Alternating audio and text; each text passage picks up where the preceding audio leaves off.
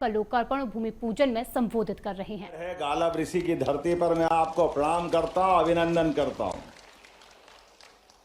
हर काल, हर युग, हर समय जिसकी अपनी एक अनूठी पहचान रही है, और यहाँ के सलीके तो ऐसे हैं जिसके बारे में कुछ दुनिया में कोई जाने ना जाने।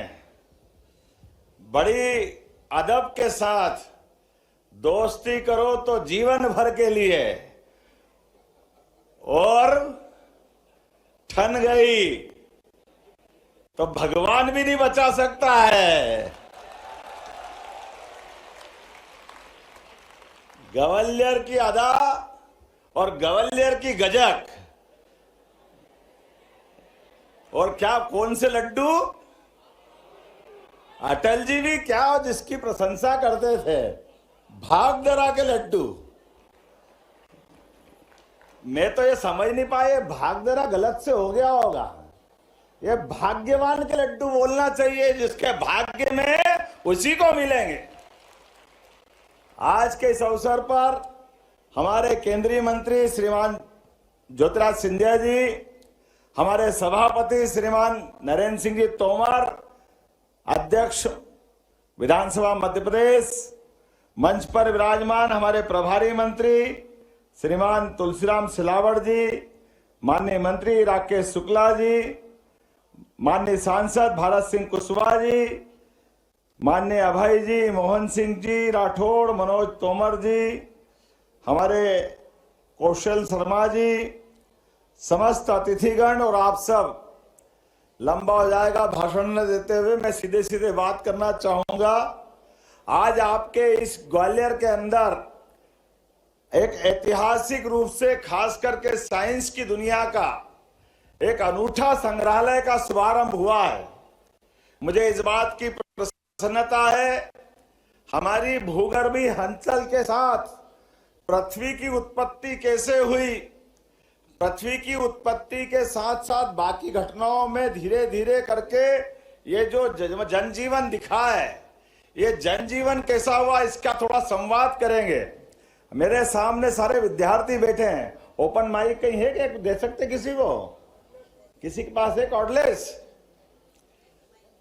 अच्छा, ये बताओ कि चंद्रमा और पृथ्वी का दोनों का संबंध है, तो चंद्रमा की उत्पत्ति किस तरह से हुई, कोई बताएगा अपने में से?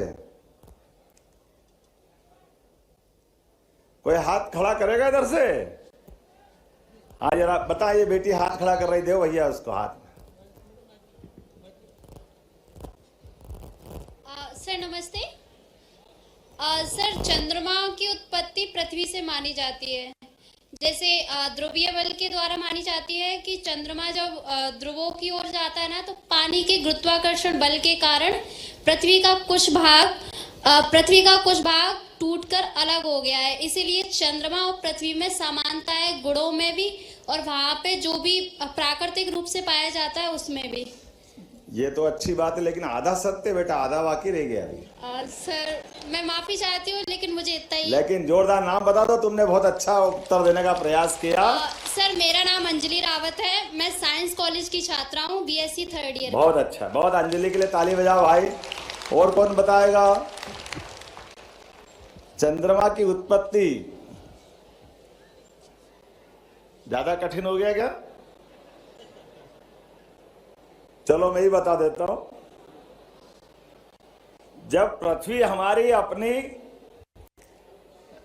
आग के गोले से धीरे धीरे ठंडी हुई, और ठंडी होने के बाद नीचे भूगर्भी चट्टानें वगैरह बन गई, और धूल वूल पर्याप्त जम गई। उसके बाद एक दिन उल्कापात होता, ऊपर से कोई दूसरे ग्रह का पिंड गिरता है, और पिंड से जैसे ही पृथ्वी की टक्कर होती तो एक धूल का गुबार ऊपर उड़ता है, और धूल का गुबार पहले तो लंबा रहता है 8-15 दिन, लेकिन फिर एक चुंबकीय जो गुरुत्वाकर्षण की अपनी कक्षा है पृथ्वी की, उस कक्षा के आधार पर वो अपनी पृथ्वी से दूर नहीं जा पाता है। और आखिरकार 1 महीने में ही वो गोल आकार बन जाता है और वो अपनी पृथ्वी के चारों ओर चक्कर लगाने लग जाता है। इस प्रकार से चंद्रमा की हमारे अपने पृथ्वी से उत्पत्ति हुई है। बहन का बाद का उत्तर सही है, मैंने पहले का जोड़ने का प्रयास किया। अरे बात समझ में आई तो कम से कम समर्थन तो कर दो।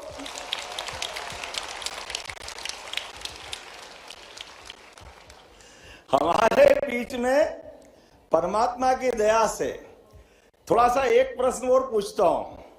कोई ने कहा कि मैं ग्रह नक्षत्र पे विश्वास नहीं करता, तो सरल उदाहरण से ग्रहों पे विश्वास, यहां जितने बैठे कोई ऐसा है कि जो ग्रह को नहीं मानता, तो वो कोई हाथ खड़ा करके बताए कि मैं ग्रहों का असर नहीं मानता हूं, ग्रहों की मेरे जीवन में कोई रोल नहीं है।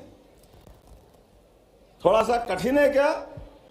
उल्टा बोल देता हूं, ग्रहों का अपने जीवन पे क्या असर आता है, ये खगोलीय घटना से जोड़ के नहीं बता रहा हूं, सीधे सीधे हमारे बीच फिजिक्स से जोड़ रहा हूं।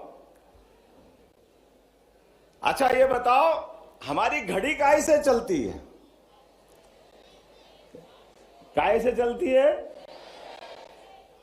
कौन कौन कह रहा सेल से? हाथ खड़े करो। मैं कह रहा आप सब फेल। अरे घड़ी का सिद्धांत काहे से चलता है ये बता दो। चलो हैं? क्या हुआ?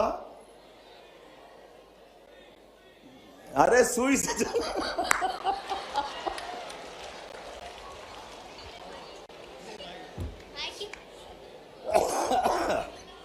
कोई सुई से बताएगा, कोई सेल से बताएगा। पहले जब धूप घड़ी थी तब कैसे करते होंगे? छाया से भी चलता है ना। तो अब ये तो गलत हो गया, सुई भी फेल हो गई, सेल भी फेल हो गया, तो घड़ी काहे से चलती है महाराज?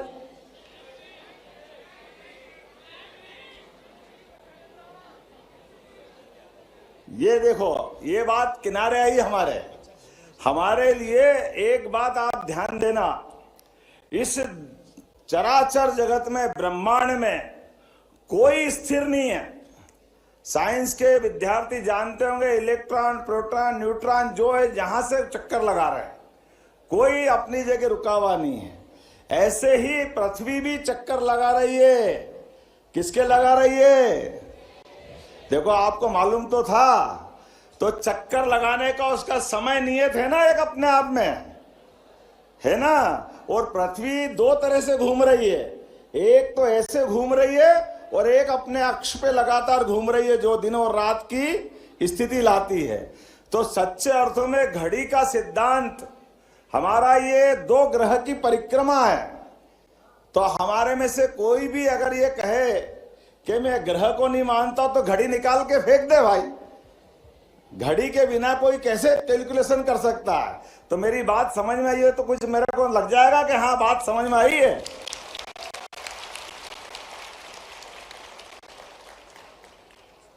ये एक नहीं, ऐसी कई सारी बातें हमारे जानकारी में भी होना चाहिए। लेकिन आज जब ये हम अपनी रचना देख के आएंगे, क्या बोलते भूगर्भीय रचनाओं के लिए हमारा इतना सुंदर संग्रहालय बना हुआ है। ये हमारे बीच में साधु संतों को 108 और 1008 की डिग्री मिलती है। कोई बताएगा कि 108 की डिग्री क्यों मिलती है? साधु संत अपने नाम के आगे 108। हाथ खड़े करके बताओ, बैठे बैठे मत बताओ, पोल खुल जाएगी तुम्हारी।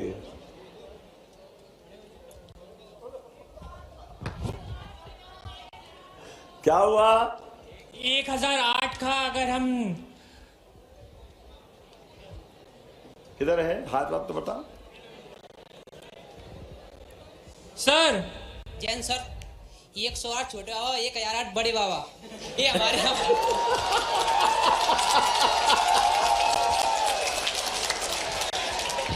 भारत माता की जय।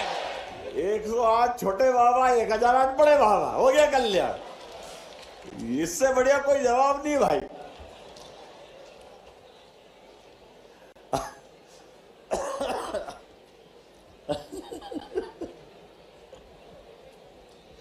अच्छा ये बताओ, अपने में से ये थोड़ा सा ज्यादा हो गया, मेरा इसको समेटना पड़ेगा।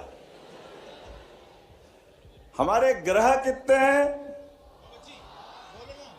9। पहले डिसाइड कर लो कितने। कोई 8 बोल रहा है, कोई 9 बोल रहा है। 9। लेकिन चलो, आप ग्रह तो मालूम है।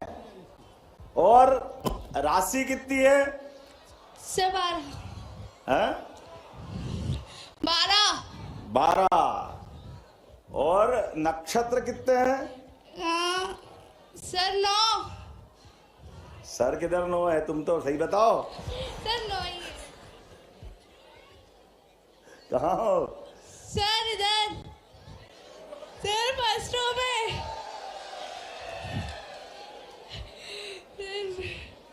बताएं नक्षत्र कितने हैं? सर 27। बहुत अच्छा, ताली बजाओ जिसने 27 बोला उसके लिए। एक 28 भी होता है जिसे अभिजीत बोला जाता है, जो केवल एक वीडियो बना दे यार मेरी। ये गवर्नर स्टाइल बम्बार्डिंग हुई, किधर से हुई है? बहुत अच्छा। पंडित जी बताओ, क्या बता रहे थे? बताओ, एक बार रिपीट करो। जो कि 27 होते हैं, उसमें से एक 28वां भी होता है जिसे अभिजीत बोला जाता है, वो केवल 1 घंटे के लिए आता है। नहीं, लेकिन तो 27 तो पक्का है ना? हाँ, 27 तो पक्का है, लेकिन तो वो भी आता है उसके साथ अच्छा, में। एक नक्षत्र साल में कितनी बार आता है? अब इतना नहीं पता।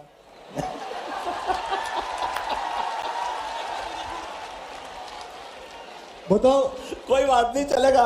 आपने आधा बोला, जोरदार ताली बजाओ इनके लिए भी। आपने, पंडित जी ने 27 तो किए, ये तो अच्छा हुआ। बाकी तो 27 भी नहीं बता रहे हैं। एक बार फिर जोरदार ताली बजाओ इनके लिए। अच्छा, ये 27 के बारे में बता देता हूं। एक नक्षत्र साल में 4 बार आता है, तो साल में 4 बार आया तो 4 का गुणा अगर 27 में कर दो, कितना हो गया? 108। हमारी यूजी की पढ़ाई और पीजी की पढ़ाई, आप किसी में भी अपनी यूजी पीजी करो, लेकिन स्नातक और स्नातकोत्तर ही बोला जाता है ना। ऐसे हमारे साधु संत भी साधना जब करते हैं, तो साधना के दरमियान उनने 1 साल का तप किया, अर्थात 1 साल में 4 बार नक्षत्र आएंगे, सभी 27, तो 108। और 1 साल से ज्यादा जो तप किया वो 1008। जोरदार आप ताली बजाकर इनकी बात की पूर्ति कर देते हैं। अब हमारे समय की गणना के लिए दुनिया भर में हर जगह समय की गणना का मूल बिंदु क्या है, कैसे करते हैं? ये मैंने इसलिए बात कही कि एक तो आपने भूगर्भीय बातों को समझने के लिए यहां इस संग्रहालय में जाओगे तो आपको सारी बात मालूम पड़ेगी।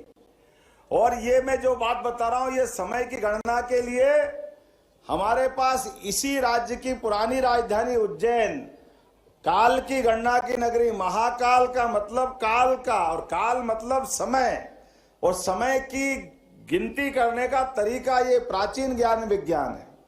और प्राचीन ज्ञान विज्ञान से आपकी जानकारी के लिए बता दूं, ये जो 12 राशि है हमारी, अभी थोड़ा कठिन हो जाएगा, मैं ही बता देता हूं। 12 राशि का भी एक पथ है। कौन है ज्योतिष का विद्यार्थी अपने में से? कोई है क्या ज्योतिष विद्यार्थी यहां? पंडित जी हाथ नहीं खड़े कर रो।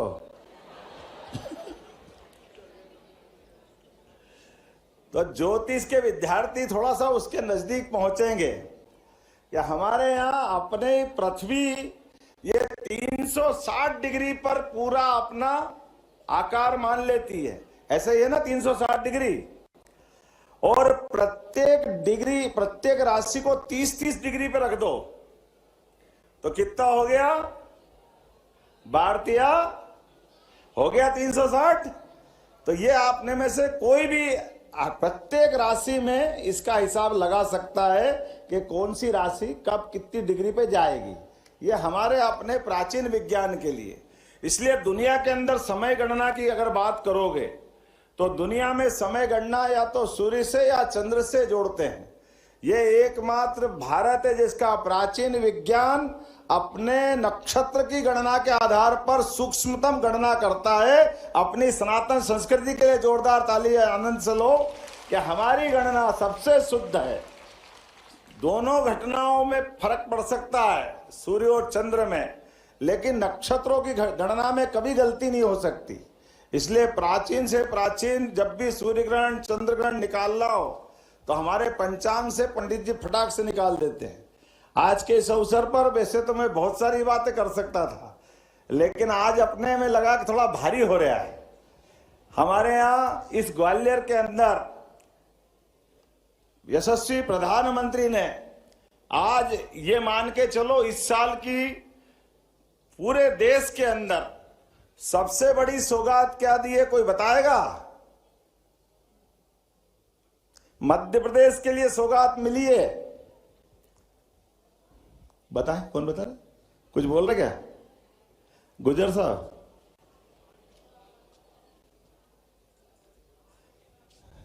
हाँ जरा जोर से बोलो, अच्छे बोलो, बोलना डर डर के मत बोलो। वो जोरदार ताली बजाने का केन बेतवा लिंक योजना के लिए मंजूरी दी है। जोरदार ताली बजाओ। नदी जोड़ो विश्व का पहला,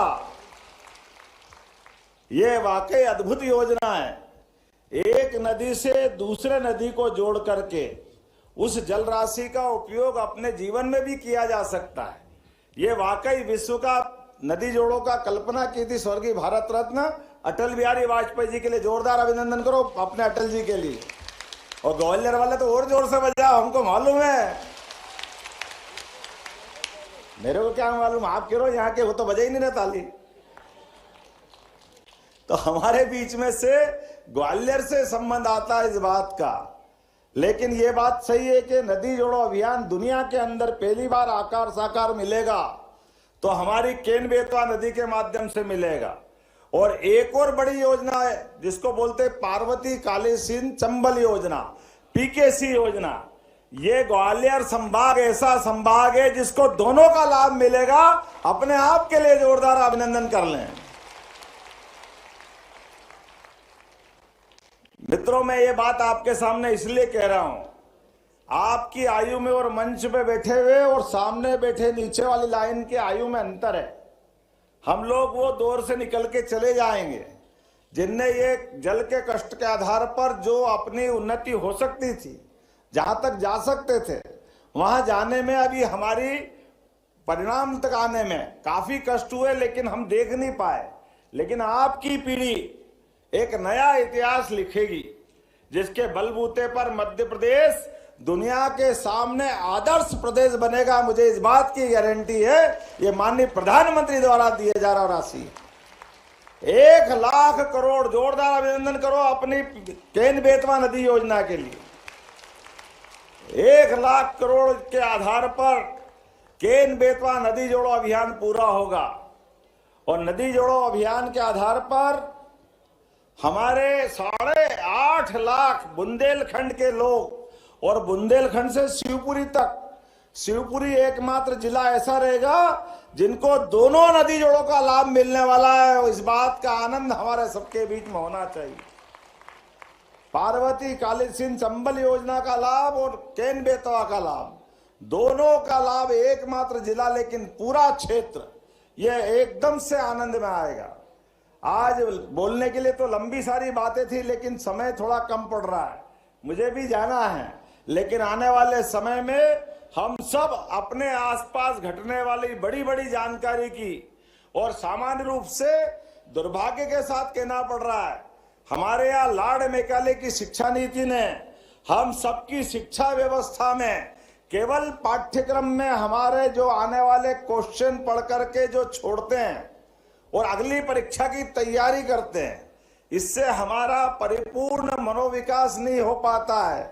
अब नई शिक्षा नीति के बलबूते पर हमारे ज्ञान अर्जन की जो जिज्ञासा है, वो जिज्ञासा को समाधान करते हुए संसार में घटने वाली सभी घटनाओं पे अपना सबका जिज्ञासु मन आगे से आगे बढ़ता जाए, सभी बातों की जानकारी आपको मिलती रहे, सब बातों को आप समझते रहे, इस जिज्ञासा को भाव को बनाए रखने के लिए हमने युवा संवाद अभियान अभी चालू किया है। मेरी अपनी ओर से आज के अवसर पर आप सबको बधाई, बहुत बहुत धन्यवाद। भारत माता की जय।